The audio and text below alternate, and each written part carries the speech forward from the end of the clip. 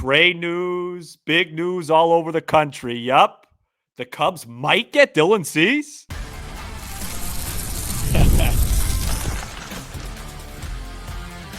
You are Locked On Cubs, your daily Chicago Cubs podcast. Part of the Locked On Podcast Network, your team every day. You are Locked On Cubs, part of the Locked On Podcast Network, your team every day, alongside Sam Olber. I'm Matt Cozy. Sam and I are lifelong fans, taking our passion into a discussion with you on all things Cubs. Thank you for being part of the show and making us your first listen today. And the best way you can help us grow the show is to listen or watch every day. Subscribe on YouTube. And if you are watching on YouTube, then like the video and comment anything below. Today's episode is presented by FanDuel. Super Bowl 59 is here. Wow. And there's no better way to make every play more exciting than with FanDuel Sportsbook. New customers can bet just $5, and if you win, you'll score $200 in bonus bets. Download the app or head to FanDuel.com to get started. All right, following up on Sam's Friday episode, a lot of news notes. The hot stove is warming up big time, and the Padres had their fan fest on Saturday, and multiple reporters out there did confirm that the Friars are seeking ways to cut payroll prior to opening day. This is due to the Padres' current messiness with their TV deal, as well as the transition of power at the top. I didn't actually know this until recently, following the death of owner Peter Seidler in late 2023. According to Fangraphs, the Padres' current luxury tax payroll is about $245 million, which is over the first threshold of 241.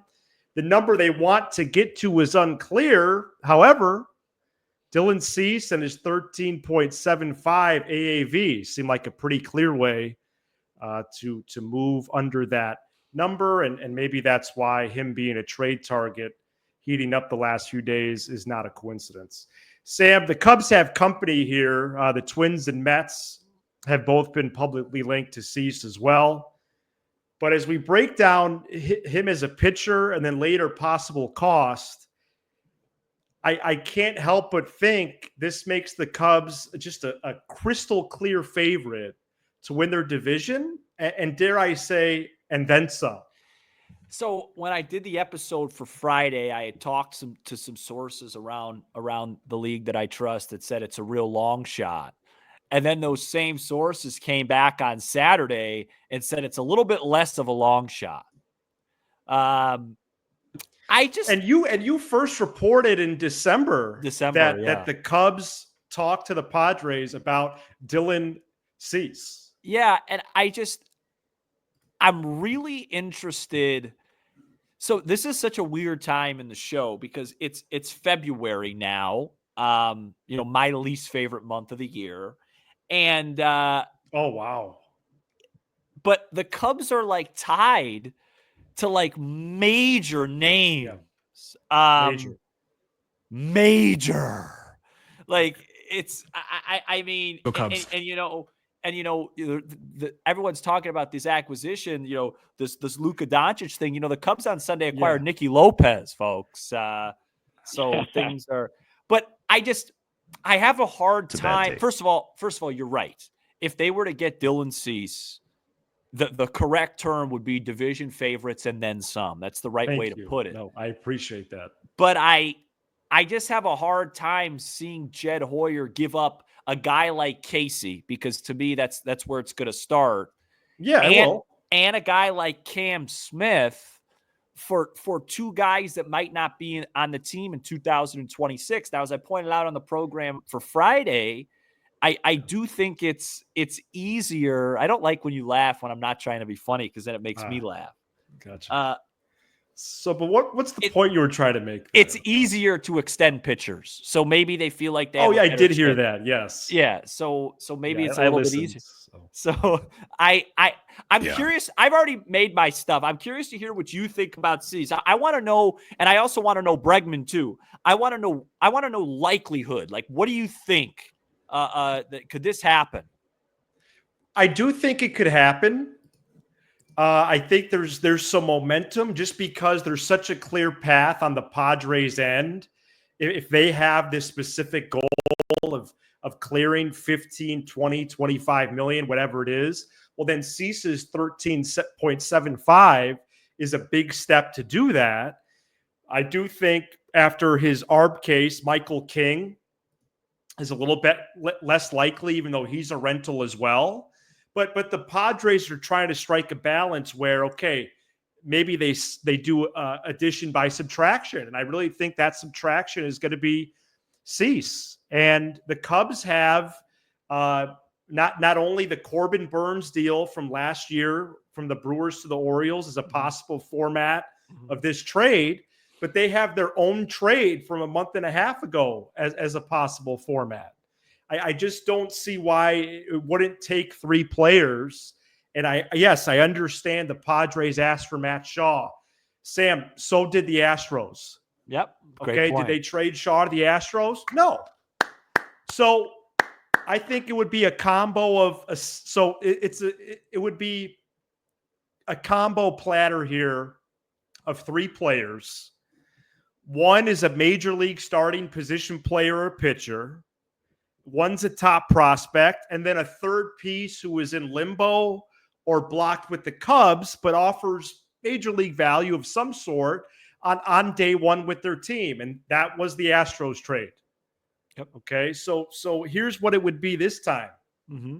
I think it's either Assad or Wicks because they immediately go into the rotation. Yeah. And there's a difference there. You think so? Wicks is much better trade asset. Okay. And Northside Baseball reported that the Padres like Assad. Good. But yeah, I do agree with you about Wicks's. Are you talking about like ceiling? Yeah, I'm just talking about like if I were like, who would I rather trade for? I'd rather trade for Wicks over Assad. That's what I thought. Yeah. Either Alcantara or Casey. Yeah, I feel like it's got to be Casey. Projection systems like Alcantara a little bit more. They say, oh, if he plays up to his potential, he has the most the higher ceiling. But they're both really highly regarded, especially with the slug tool, right? And they could potentially play left field for them day one, by the way.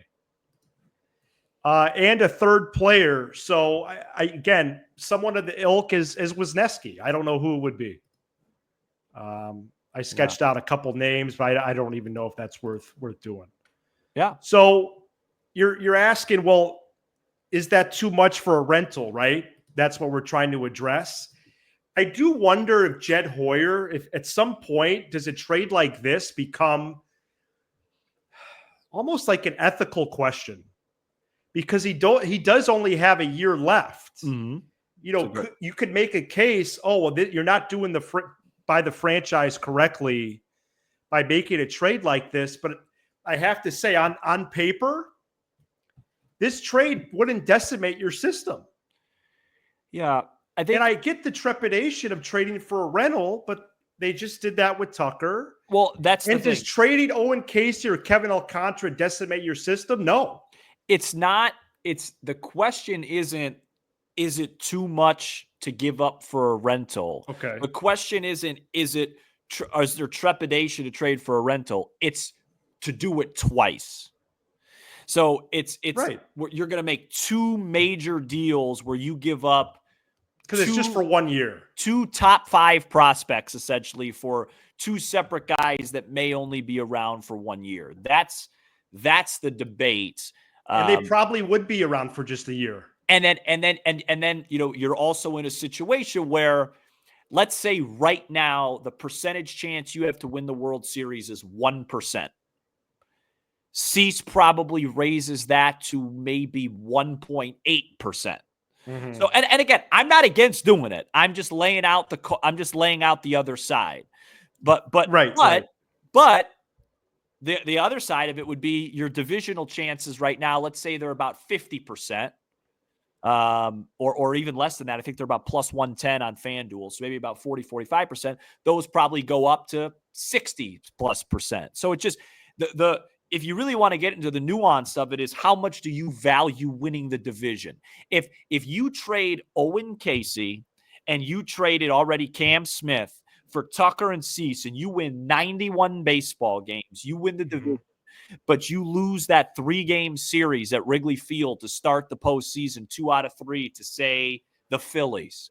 Is it a successful season? Was it worth trading those prospects? Yeah. That's what you have to ask yourself if you're a fan, and that's what Jed has to ask himself. But I do think, to your point, it makes it more complicated. Would he be doing this if he wasn't in the last year of his deal? Yeah, I think it's a fascinating question. I do believe that with a trade acquisition like this, the Cubs become the roster is a top 10 roster. Their rotation is a top 6-7 rotation. And the over-under win total is probably increases to what, 87.5? With Cease? Yeah. I think so. 85.5. Yeah. Yeah, I think 87.5 at -105. Because the World Series percentage, you're right, it would go up from 1% to 2%. If that. But I just keep thinking about this journey of the season. Yeah. And about the experience and about how about the last 60, 70 games? What if those weren't playoff games every single day? Yeah. What if they actually had a good record on Memorial Day? Mm-hmm. What if they were 5 games over? Right? What if they were 33-28 on Memorial Day? Well, and then, that'd be like, if they get Cease, I would hope so. Right. Well, there's also the other element to it of, first of all, we don't even know what baseball is going to look like in 2027. Okay, thank you for bringing that up. That in my mind is another reason to get Dylan Cease. Folks, there is not, I'm sorry to be the bearer of bad news. Yeah. There's not going to be baseball in 2027. Okay, well, that's a little. So no, but Sam, talking about trying to be where your feet are, enjoying today, I'm going to enjoy the heck out of this and next year, because I am just going off the conclusion that the 2027 season, maybe I am performing a little bit, but it is in jeopardy. Mm-hmm. It is. They're definitely not going to do 162. No, and then the other side of it is, the marquee subscriptions and the entertainment of the team. If you do go get Dylan Cease, for the first time since going into the 2019 campaign, there will be real buzz around this team. So let's continue this. I want to ask you about Bregman. They haven't won a playoff game in over 7 years. So let's talk about this. I want to ask you about Bregman in segment 2 before we talk about Brazier, if you don't mind. All right, let's keep going with this right after this. This episode is brought to you by FanDuel. Super Bowl 59 is here. 1 game, 2 teams, endless possibilities, and there's no better way to make every play more exciting than with FanDuel Sportsbook. Whether it's predicting the first touchdown, calling the MVP, or even betting on the coin toss, FanDuel makes it easy to get in on the action. With live betting all game long, you can adjust your bets as the game unfolds and feel the thrill from kickoff to the final whistle. Folks, this Super Bowl, it feels like it's the same pattern every Super Bowl. It's the Chiefs versus an up-and-coming NFC team. Chiefs are right around -1, -1.5. A lot of people are going to talk themselves into Philly, and by all means, they got a good football team. But I can't bet against Mahomes at this point. I was on the train saying that this young man was the best I'd seen before he even won a Super Bowl. And here he is again. Download the app or head to FanDuel.com to get started. Bet just $5. And if you win, you'll score $200 in bonus bets. That's FanDuel.com. Bet with FanDuel, official partner of Super Bowl 59. Yeah, I hopefully I wasn't yelling last segment, but No, you weren't. I was just coughing a bit. I'm taking inventory of that type of thing. I think baseball is in jeopardy in 27. And these 2 years, well, what are you going to do before the sport really changes? And so I wouldn't feel strongly in the negative side of it if they got another rental. given what's happened and what could happen with the sport and really just with their team. Well, So the other side of it too is like they have a lot of guys pretty soon that are coming off the books anyway. So yeah, maybe after 26, yeah. that maybe extending a guy might not be as hard. And then with the uncertainty of 2027, maybe a guy like Cease is more inclined to extend quickly to just get that money taken care of. But before we get into the excitement of Ryan Brazier, let me Well, maybe we don't. We'll let see. let me where are you at, because I don't think you formally on this program in the last 5 days have given your thoughts on Alex Bregman, because somebody that you like to follow, Bruce Levine, insists Well, I have texted with Bruce this week. yeah, so you and Bruce talk a lot, and you're Not a lot. not a lot, sorry, that was false, but he's been insistent the Cubs are still in this fight here, but then there's also reports that a 6-year deal's on the table. Make sense of that. See how I changed the roles here. Make sense of that for us, please. Well, I'm shocked the Cubs are genuinely in on Alex Bregman. I'm shocked. It doesn't make any sense to me. And I know you're saying, well, Matt, you just talked us into trading for a rental pitcher. No, I wasn't Why saying wouldn't they that. sign a player for a year or even 2 or 3 years for Alex Bregman?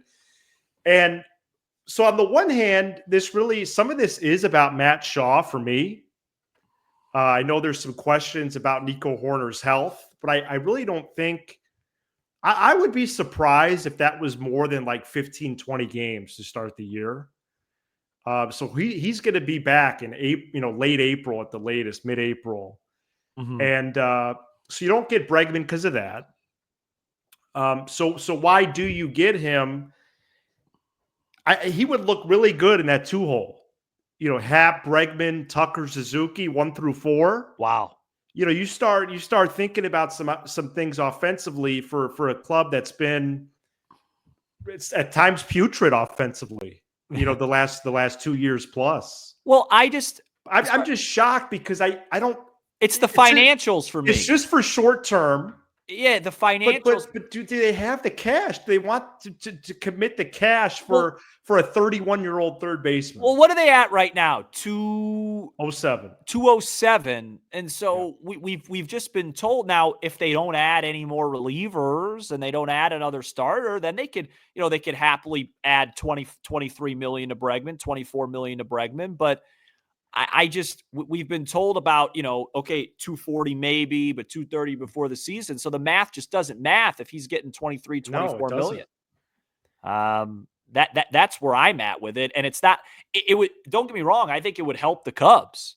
And again, something that I would not be against. I'm just surprised. I just don't understand how the Cubs are competing if he has 6 for 150 on the table or whatever it is, like the rumor has it. Well, he's actually somewhat of a similar player as Horner. Like, he offers more slug. Yeah. But in terms of, basically never swinging and missing, always hitting line drives, hitting for a high average when he can. The homers. Right, the homers, the experience. But the fear with him would be the same fear that you had when his OBP last year was like 309. The fear you have with him is the same fear you had when you acquired Paredes, which is, That's that too. He's done all his work at with the Crawford boxes, so he comes to Wrigley. But then when you dig deep into it, his home road splits are identical. So I don't know. I'm conflicted with this one, but I'm very intrigued that they're still there. I personally think the Cubs are just waiting to see if they could just come in and pounce on an opportunity if they don't agree to a long-term deal. That's what I think. Yeah, so to get him at the Bellinger deal, like a 1+1, 1+2, and then maybe they get another minor leaguer, reliever. Right. Well, that's the thing. For Bregman or Cease acquisitions, that would be 81 relief pitchers. Right. Well, I'll give you the. Don't joke. It's a pretty high number. So. But no, if they trade for Cease or sign Bregman, that would be the offseason. Yeah. There would be no other major league moves. And Jack Flaherty now more open to a short-term deal. Don't count him out. That too, yeah. So that's right. Well, where are you at with the reliever market? Because I'm starting now since I last recorded an episode. I'm starting to wonder if the Cubs don't add another reliever in a major league trade or major league signing. Well, They have 20. So here, where did I put this in my notes? As of right now, with a combo of 40-man roster players plus spring training invitees, the Cubs, as of right now, have 24 relievers in camp. Kobe. So do they just say, hey, let's roll with this group and we're confident about our infrastructure? I think it's Robertson or maybe potentially a trade with Suarez or the Padres. Nobody else. Like they don't need to sign Brazier. They have enough of those guys already. Well, or he was DFA'd last week. He has until the Dodgers have until Tuesday night to trade him if the Cubs want him that bad. Yeah, no, I don't think that's necessary. Okay. I think like a high end guy, like a Robertson, or again, Robert Suarez's name was floated out this weekend as well. That's weird. He had a stellar campaign in 2024. But they would bring him in to be the setup man because they told Presley he's closing. I'm getting a little fatigued of the this and this. This is professional baseball. If it's just because they probably told Presley he'll have an opportunity to close some games, right? Which will be true. Robert Suarez had 37 saves last year. Okay. If he came in, he should get a shot at the 9th inning as well, just because they told Presley. I mean, what is this, high school? So you don't think Presley would be upset if they traded for Robert Suarez? He may be upset. How much money is he making this year? $14 million? $14 million. So he'll get out of his feelings, and if he pitches the 8th, he'll pitch the 8th. He's got 14 million reasons why to do so. And if he wants to pitch the 9th, he'll pitch really well to get there. The same reason why Seiya had 18 million reasons to DH. These guys, right. What they want to do, it's what's best to win baseball games for the Chicago Cubs. Yeah. Ryan Brazier has a luxury tax hit of 4.5. No, we don't need it. Do we really? You really think that? Do you think he's in play? Have they been connected? He's allowed only 6 homers in his last 88 innings. Wow. I'm not gonna lie. I did a lot of homework today. Ryan Brazier wasn't on my list. I haven't looked at a ton of him. Would you like them signing Robertson? He's just so similar to what they have. It doesn't excite me much. Well, I think we're all a little tired of the relief stuff, but they need it. Wow, Brazier had a real small whip last year. Wow, 0.96. Yeah. He didn't pitch. So who else did you do some homework on? I did a lot for this segment. Yeah, no, I did a lot of Robert Suarez. I did a lot of Cease, like, is this real or is it not? And I was really surprised. Yeah, I know. At people coming and going, it's still a long shot, but it's not crazy anymore. Matt, sorry. Sorry about that. No, that's my fault. Don't you think the Mets, though, it makes more sense for them? I mean, they really don't have a great staff. Sanga has been battling injuries. Who do they have? Sanga, Manaya, Peterson. Peterson's another good pull. I'm forgetting the other right-hander that pitched a lot in the playoffs. Severino, and he's gone. They lost Severino. No, he's gone. Yeah. Severino's gone. Yeah, so they don't have a lot of guys right now. And they just signed Clay Holmes. Oh, right.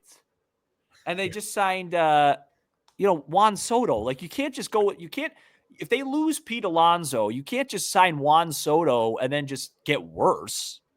So I just feel like that'd be wild. I feel like they would be and is Quintana? Is Quintana still with them, or he's a free agent right now? Yeah, they haven't brought him back yet. He was really good for them. Yeah, he was. So you know what I mean. And that's why they've been connected to Cease for sure. The Twins, don't they not have any money? Yeah, the Twins oddly have been connected to Cease. They have not made a single major league move this offseason.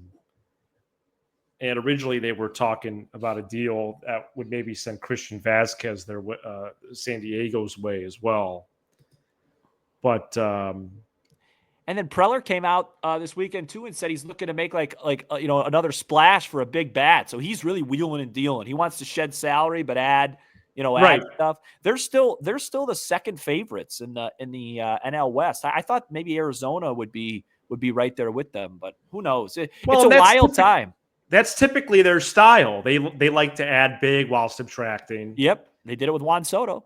And I don't really subscribe to the theory, oh, this has to get done by Sunday. When pitchers and catchers report, because they report this Sunday. Right. Dylan Cease was traded last year, like in March. Yep. So I don't think there's like a deadline on this. Can you imagine if the Cubs are like up 5-3 in the ninth in Japan, and then the Cease news breaks? Right. They sign him. Hodge or Presley closes it out, and then we add Dylan Cease. Crazy. Fly him over to pitch game 2. Wow. Well, the Cubs have added a lot of minor league signings. They got 2 more since you recorded, Sam.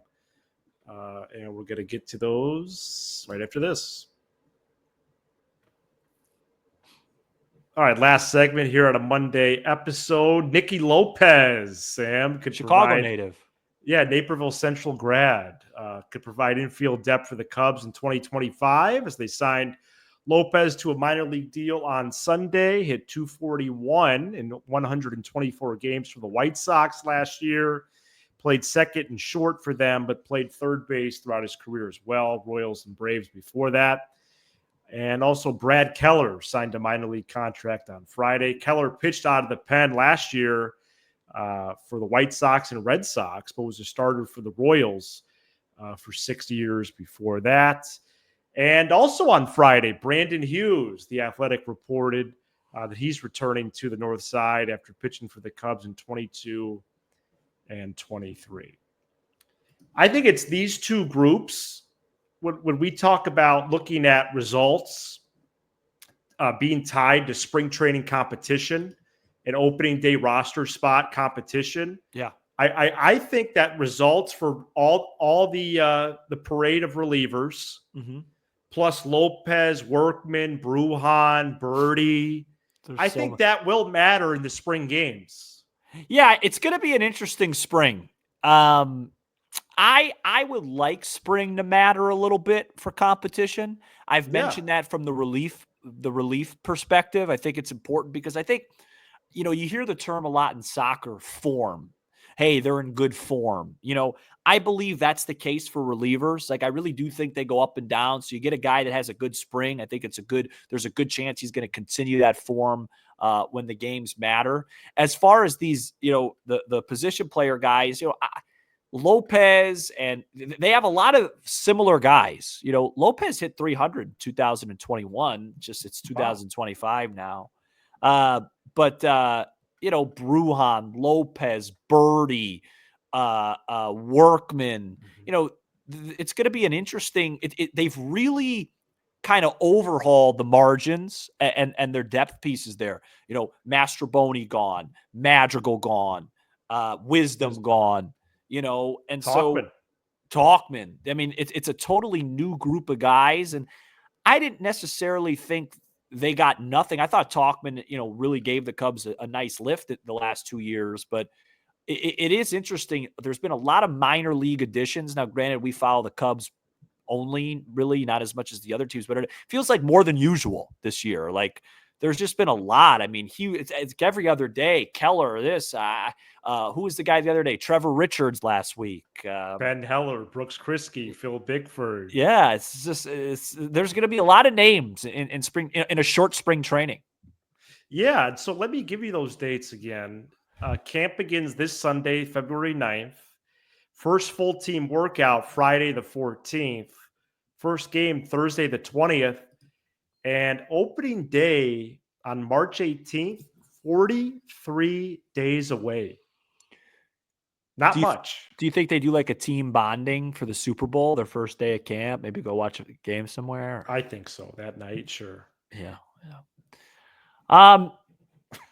It's crazy, Matt. I mean, we have a month and a half left. 43 days. A month and a half left until Chicago Cubs baseball is on the air. That's not a lot. No. Wow. This offseason, has been the most interesting to me since we've covered the club. Okay. 2 years ago, it was a real positive, and a lot of big moves were happening. Last year was, really depressing, Really and, tough. and this year has been kind of just it's been kind of nonstop and in a good way. I mean, think about it like this: if you told me in early November that we would acquire Kyle Tucker, and that by early February that would be the oldest of old news, I would be like, what? Like that would be like that. We probably did 8 straight shows about that, but it's just Right. the ball's moved so quickly. And, I try not to confuse activity with, progress, but I do think it's been a pretty successful offseason, and it feels like they're one move away from really being able to command that and say that. And, maybe it happens this week. Yeah. Does that move happen now or in July, for example? Great. Right. Right. We'll see. All right. Thank you so much for checking out this edition of Locked On Cubs. This is the last 4 episode week as we return to 5 episodes next week. You give us 20 to 30 minutes. We'll give you all things Cubs with a laugh or 2 along the way. Be sure to subscribe to our channel on YouTube or leave a 5-star review wherever you're listening. All right, back tomorrow. He's Sam Olber. I'm Matt Cozy. This is Locked On Cubs. Go Cubs.